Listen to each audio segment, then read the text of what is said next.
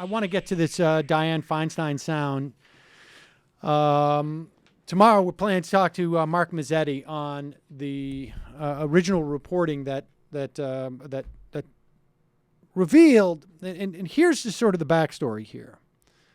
The Senate Intelligence Committee did a report on the torture regime set up by the CIA during the Bush years.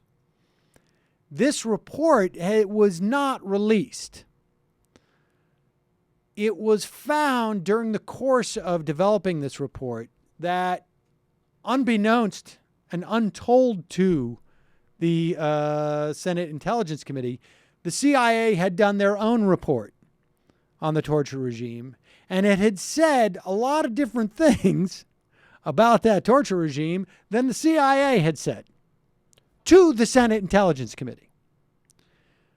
The Senate Intelligence Committee became aware of that report by digging through CIA computers that the CIA had allowed them access to. Apparently, the CIA was monitoring, spying, if you will, on those staffers who were digging through this material. That is not supposed to happen. And apparently Dianne Feinstein finally saw the light. What also, and we will listen to these three clips here, what also appears to have happened is that the CIA attempted to intimidate those staffers. Let's listen to clip number one. This is Dianne Feinstein. And let me start by saying this. If you are part of the surveillance state and Dianne Feinstein has a problem with you, then we should all have a big problem with you. She is not the first person to get, how shall I say, agitated by this stuff. She very well may be, in fact, the last person, short of John Brennan, who now has the CIA. What's that? Okay, so this is clip number one, Dianne Feinstein on the floor of the Senate. This is a speech that Patrick Leahy said may be the most important speech given about oversight of the CIA since the Church Committee hearings. On January 17th, I wrote a letter to Director Brennan objecting to any further CIA investigation due to the separation of powers constitutional issues that the search raised. I followed this with a second letter on January 23rd to the director, asking 12 specific questions about the CIA's actions, questions that the CIA has refused to answer. Some of the questions in my letter related to the full scope of the CIA's search of our computer network. Other questions related to who had authorized and conducted the search and what legal basis the CIA claimed gave it authority to conduct the search. Again, the CIA has not provided answers to any of my questions. My letter also laid out my concern about the legal and constitutional implications of the CIA's actions. Based on what Director Brennan has informed us, I have grave concerns that the CIA's search may well have violated the separation of powers principles embodied in the United States Constitution, including the speech and debate clause. It may have undermined the constitutional framework essential to effective congressional oversight of intelligence activities or any other government function. So basically what she's saying is I sent you guys two letters saying, wait, you've been spying on us? How much have you been spying on us? And where do you get off spying on us? And she is here suggesting that there are at least a couple of potential violations of the Constitution. And then she goes on to in this next segment of the speech, to say there may be actually some other violations of the Constitution and statutory ones.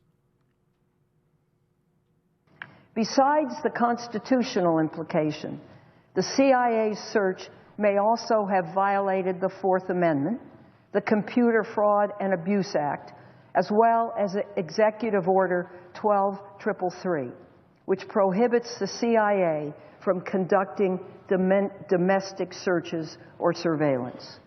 Days after the meeting with Director Brennan, the CIA Inspector General, David Buckley, learned of the CIA search and began an investigation into CIA's activities. I have been informed that Mr. Buckley has referred the matter to the Department of Justice, given the possibility of a criminal violation by CIA personnel. So Feinstein is now saying that in addition to the first mentions of the broad constitutional framework that may have been undermined here, there are specific amendments of the Constitution that may have been violated. There are statutory violations, i.e. CIA is not supposed to be spying on anybody in America, never mind lawmakers. And it would be sort of somewhat poetic that they were caught up in the statutes regarding computer fraud. And then she goes on to say that the CIA's own Inspector General has now referred this to a Department of Justice investigation, which she is making clear, I think, on the Senate floor so that the DOJ does something about this. Because we know this is the turn the page administration. And we're not even talking about the original findings that are in the torture report, which in themselves may compel, and I would say it seems obvious now, would compel criminal investigations. Why else would the CIA not want this report released? Here, she talks about the other aspect of this, where the CIA is now actively trying to intimidate the Senate and their staffers. Play clip 3. I was also told that after the Inspector General reviewed the CIA's activities to the Department of Justice, referred the CIA's activities to the Department of Justice, the acting Counsel General of the CIA filed a crimes report with the Department of Justice concerning the committee staff's actions. I have not been provided the specifics of these allegations or been told whether the department has initiated a criminal investigation based on the allegations of the CIA's acting general counsel. As I mentioned before, our staff involved in this matter the appropriate clearances, handled this sensitive material according to established procedures and practice to protect classified information, and were provided access to the Panetta review by the CIA itself. As a result, there is no legitimate reason to allege to the Justice Department that Senate staff may have committed a crime. I view the acting Consul General's referral as a potential effort to intimidate this staff, and I am not taking it lightly. So there you have her saying that this whole attempt to bring criminal charges or to imply that criminal charges could be brought against her staffers for doing their job was basically a means in which to simply scare them off of the trail. Who is the acting general counsel of the CIA? It's a guy named Robert Ettinger. And Marcy Wheeler points out and gives a hat tip to the DOSX blog for identifying Ettinger as the lawyer who, or one of two lawyers, who tacitly sanctioned the destruction of the torture tapes. You'll recall back in the day, there were torture tapes. This is what the harrowing moments of of senators and lawmakers going into a room and coming out and saying, holy crap, what have we done? Well, former CIA clandestine branch chief Jose Rodriguez ordered the destruction of the tapes at that time, and he did so upon legal advice from agency lawyers Stephen Hermes and Robert Edinger. They didn't endorse the destruction of the tapes. They didn't say, go do it. But they said there was no legal impediment to disposing of them. This is also a guy who apparently was part of the Counterterrorism Center's legal team, perhaps, I think, the chief lawyer, and approved all sorts of torture-y things to do to people that they were holding. So if there's anybody who's obviously interested in mitigating the release or what is in that torture report, it would be this guy.